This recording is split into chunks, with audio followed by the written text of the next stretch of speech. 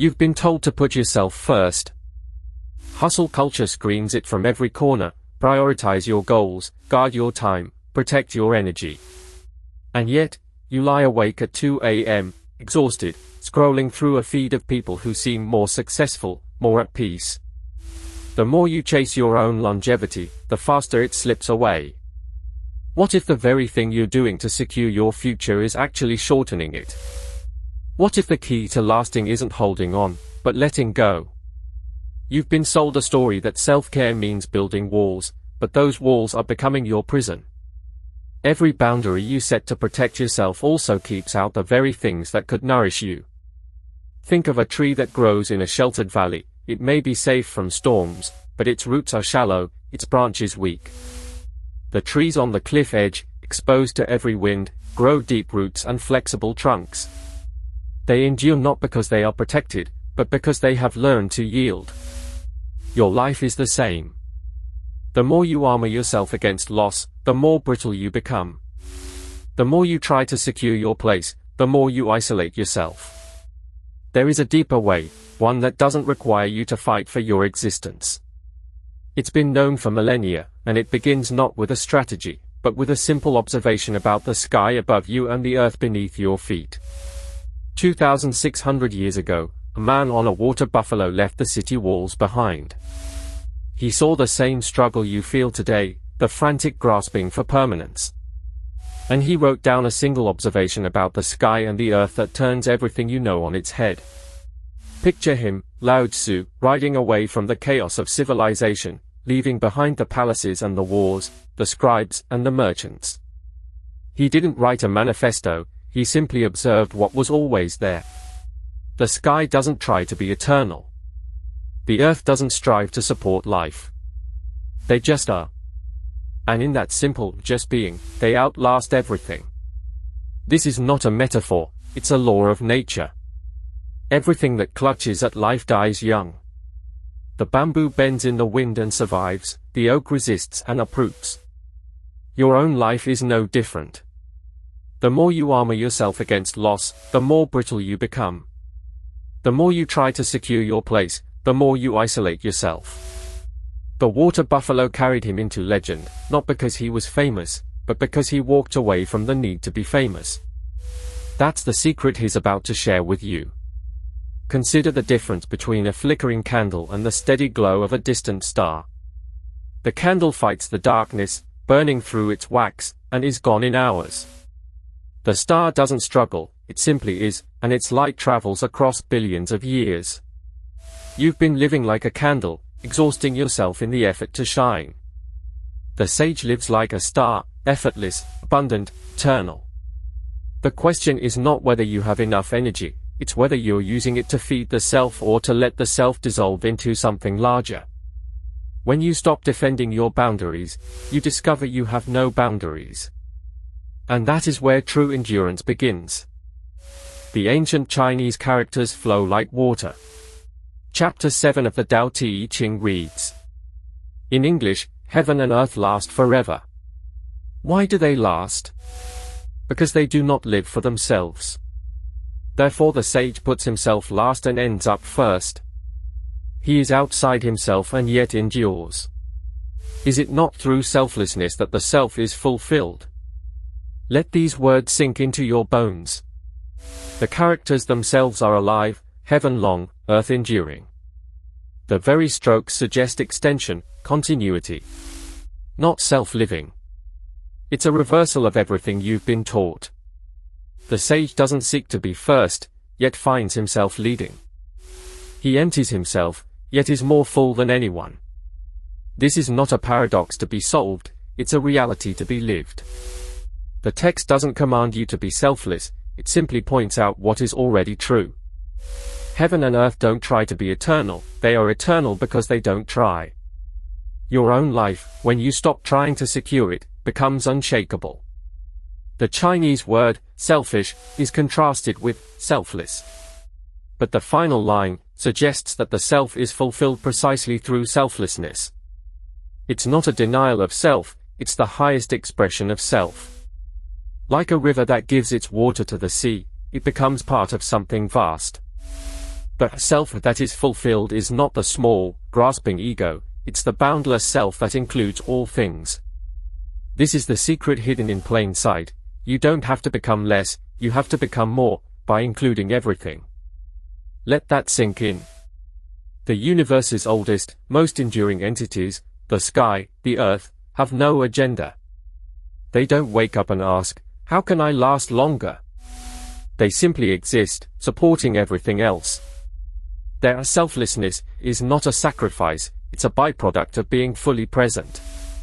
Laozi calls this not living for oneself. It's the radical idea that the more you try to preserve your own life, the more it withers. Think of a clenched fist, the tighter you hold, the less you can receive. Now open your hand. The air flows in. The paradox is this: your deepest fulfillment comes not from chasing it, but from forgetting yourself in service to something larger. The sage here isn't a saint, it's anyone who understands that true power is soft, that leading means serving, that lasting comes from yielding. This isn't passivity, it's the most active form of wisdom. The world's greatest rivers don't fight for position, they simply flow downhill, and the ocean receives them. Consider the difference between a candle and the sun. A candle fights the darkness, burns itself out. The sun doesn't fight, it just shines, and the darkness vanishes on its own. You've been living like a candle, exhausting yourself in the struggle. The sage lives like the sun, effortless, abundant, eternal. The question is not whether you have enough energy, it's whether you're using it to feed the self or to let the self dissolve into something larger. When you stop defending your boundaries, you discover you have no boundaries. And that is where true endurance begins. The sky doesn't hold onto clouds, it lets them form, drift, and dissolve. The earth doesn't cling to trees, it supports their growth and accepts their decay. This is the model for your own mind. Let thoughts arise and pass without attachment. Let emotions flow through you without resistance. In that letting go, you become as vast as the sky, as stable as the earth. The self that you're so worried about is just a passing cloud. Don't grip it. Let it be. What remains is the clear, empty space of awareness, the one thing that truly lasts. In your relationships, this teaching is a bomb. You've been told to protect your heart, to keep score, to make sure you're not giving more than you get. But that math is the math of loneliness. Imagine a friendship where you stop counting. You listen without planning your response.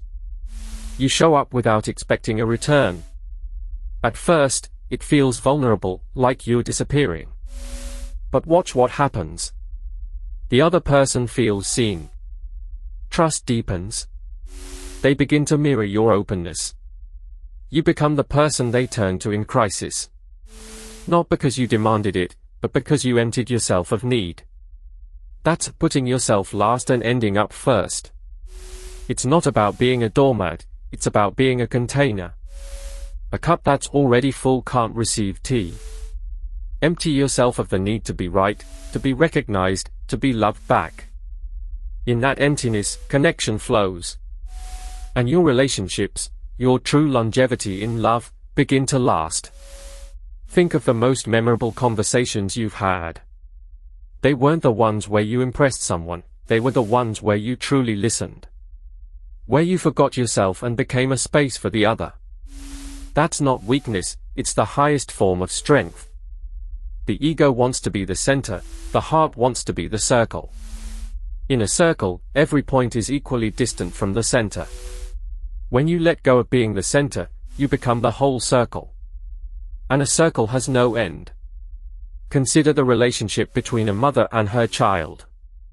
A mother doesn't keep score, she gives endlessly, not because she expects return, but because her love is unconditional. And in that giving, she receives the deepest fulfillment. The child grows strong because of her selflessness. The mother's legacy is not in her own achievements, but in the life she nurtured. This is the Tao of love: give without measure, and you will receive without limit. The love that you think you're protecting by holding back is actually the love that withers. Only the love that flows freely never runs dry. At work, this principle is career poison to the ego. You're told to climb, to promote yourself, to take credit. But the most influential leaders you've known, the ones who left a mark, were they the loudest? Or were they the ones who built others up, who stepped back so their team could shine? Think of a tree, the roots are invisible, yet they hold the entire structure. A leader who puts themselves after creates space for others to grow. They listen more than they speak. They absorb blame and deflect praise.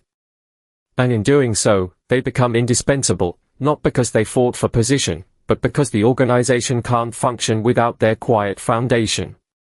This is outside himself, and yet endures. You don't need to be the center of attention to be the center of gravity.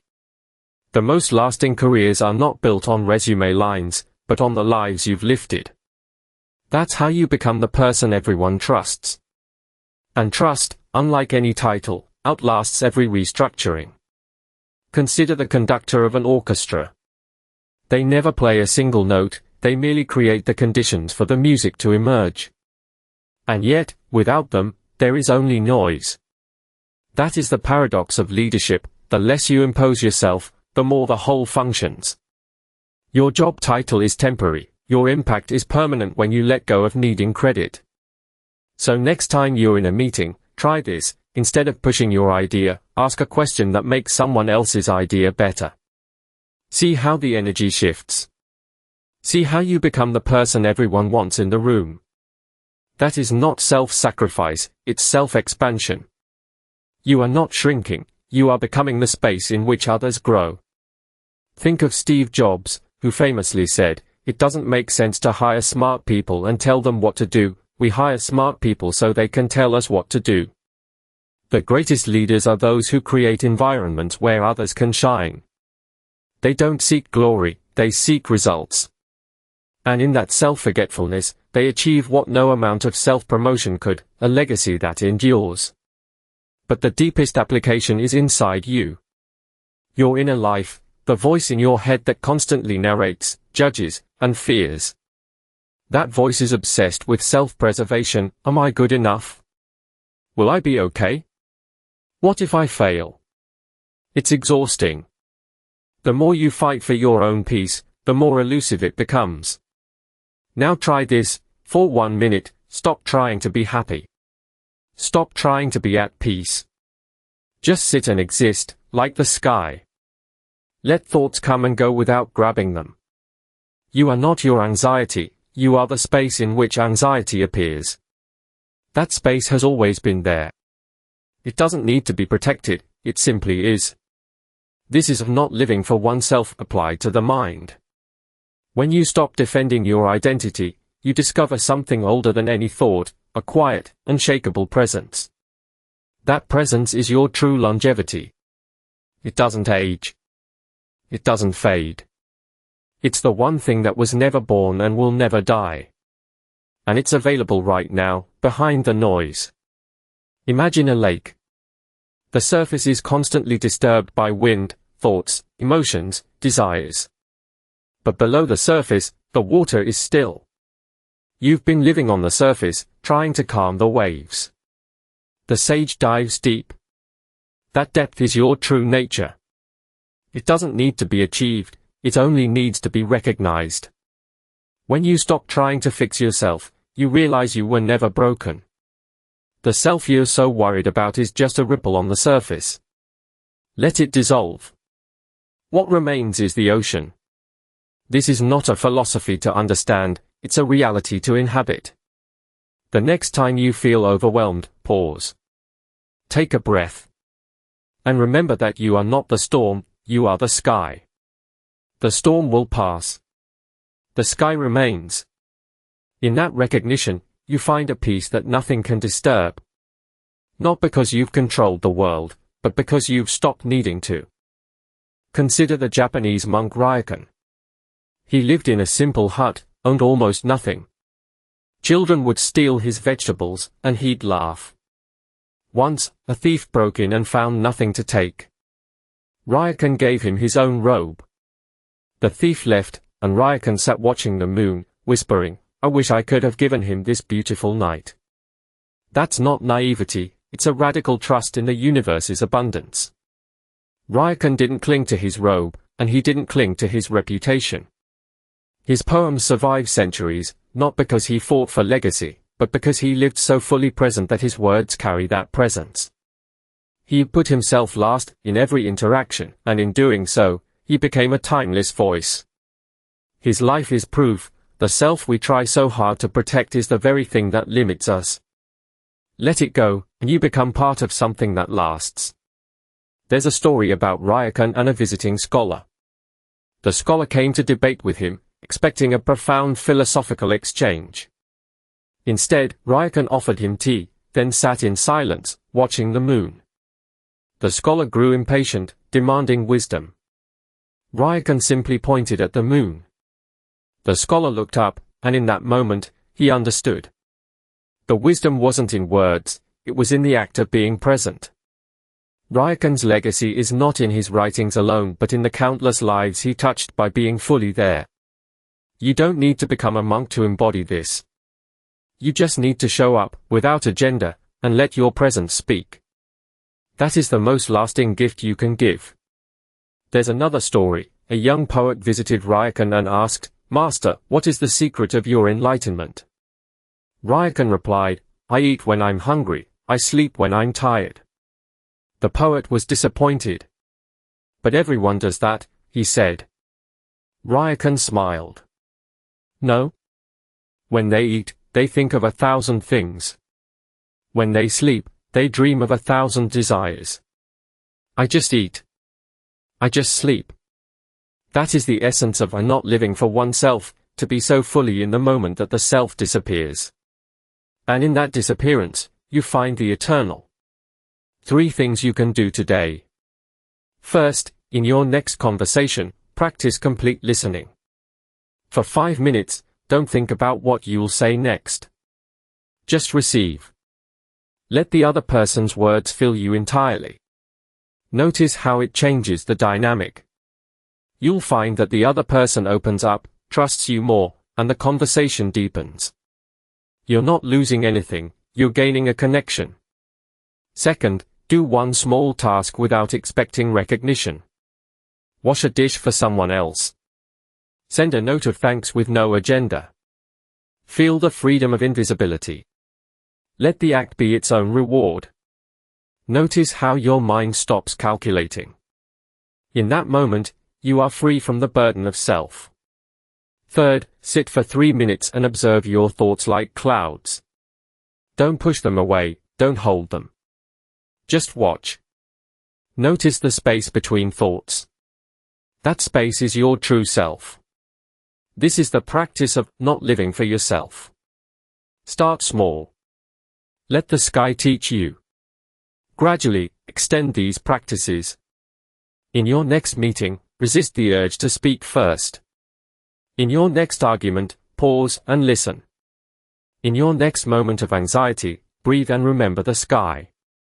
Each small act of self-forgetting is a step toward lasting. You are not losing yourself, you are finding what was always there. The Tao doesn't require perfection, it requires presence. So start where you are. The water buffalo is already on the path. You just have to stop carrying yourself. As you practice, you'll notice a shift. The world becomes lighter. Your relationships become warmer. Your work becomes more effective.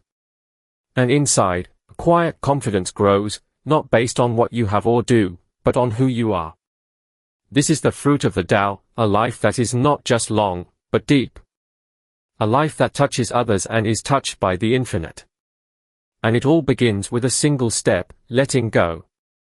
Stop trying to last. Start being what lasts. The water buffalo walks on. The Tao never leaves. You don't have to grasp it, you just have to stop grasping yourself. And in that letting go, you'll find what's always been here, a presence that outlasts every storm. See you on the path.